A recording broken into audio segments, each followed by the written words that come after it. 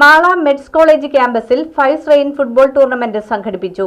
2020 youth ക്ലബിന്റെ സഹകരണത്തോടെ സംഘടിപ്പിച്ച tournament Anna Kitex group managing director Boby Jacob ഉദ്ഘാടനം ചെയ്തു.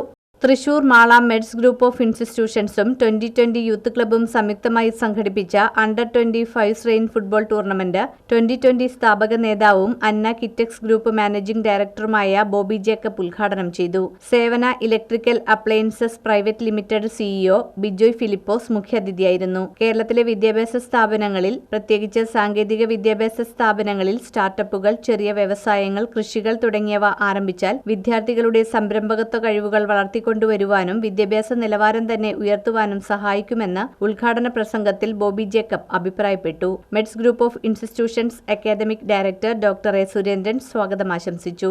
Meds school of engineering principal professor doctor Ambika Deviamma, METS college of advanced studies principal professor doctor Fonsy Francis, METS polytechnic principal professor Raimon Francis, administrative director Rinoj Khader, 2020 panchayat തല പ്രസിഡന്റുമാർ തുടങ്ങിയവർ പങ്കെടുത്തു. തുടർന്ന് ബോബി ജേക്കബും ബിജോയ് ഫിലിപ്പോസും സംയുക്തമായി ടൂർണമെന്റ് പതാക ഉയർത്തൽ ചടങ്ങ് നടത്തി. ഗോൾ പോസ്റ്റിലേക്ക് ഫുട്ബോൾ കിക്ക് ഓഫ് ചെയ്താണ് ഔപചാരിക ഉദ്ഘാടനം നിർവഹിച്ചത്. 2 ദിവസം നീണ്ടുനിൽക്കുന്ന ഫൈസ് റെയിൻ ഫുട്ബോൾ ടൂർണമെന്റിൽ 40ഓളം ടീമുകളാണ് പങ്കെടുക്കുന്നത്.